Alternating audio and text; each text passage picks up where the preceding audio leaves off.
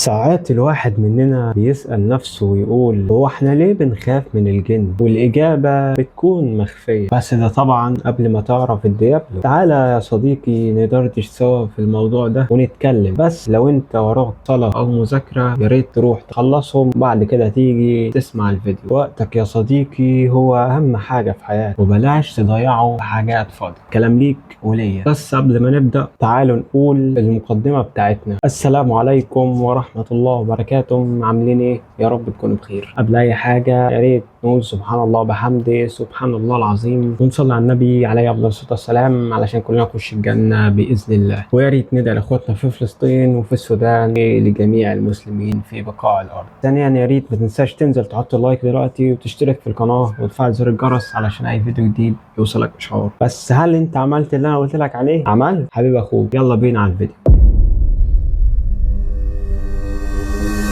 انت مش بتخاف منهم ببساطة لانهم حوالينا في كل مكان. لو كانوا عايزين يأذونا كانوا عملوا كده، ولكن ما يقدروش يعملوا ده الا بأمر من ربنا. وعلى فكرة مش كلهم مؤذيين، الجن زينا مكلف بالظبط، وفيهم الحلو وفيهم الوحش. زي ما في بشر مؤذية ففي بشر طيبين، كذلك الجن. وخد بالك ان مش كل الشياطين جن، برضو ارجع اقول لك ان زي ما في شياطين الجن ففي شياطين الانس. وده طبعا واضح لينا، يعني مش محتاجين دليل ولا حاجة. بص حواليك في الدنيا كده هتلاقي كلامي صح. ايوه برضو احنا بنخاف من ايه؟ ساعات بيقول لك نعيم الجهل حلو. اشمعنى؟ هقول لك بس ركز معايا. نفترض ان شخص راح يأجر شقة، دخل الشقة وراح لسريره عشان يرتاح وينام، فعلا نام نوم عميق. نيجي بقى لنفس الشخص ونفس الشقة، لكن لما راح يأجر الشقة صاحب الشقة حكاله على اللي بيحصل فيها، واللي اتقال لي عنها خلاه يخاف حتى انه يقرب منها. اللي خلاه يخاف هنا هو انه كان داخل على حاجة مجهولة، حاجة ما يعرفهاش، مع انه في الاول ما كانش يعرف ودخل ونام طبيعي. فانت هنا بتخاف من المجهول، حاجة انت مش عارف هتجيلك من انهي حتة، يا ترى هي قدامك ولا وراك. عندك انا مثلا وانا صغير لما كنت بروح عند بيت جدي والدنيا حلوة، ان كان بالليل او بالنهار عادي. بس جه عليا يوم وانا رايح هناك، كنت طالع على السلم وكان ورايا زي ما بيقولوا كده صالة بس كبيرة، وفي آخرها حمام صغير. فأنا طالع لمحت كأن في حاجة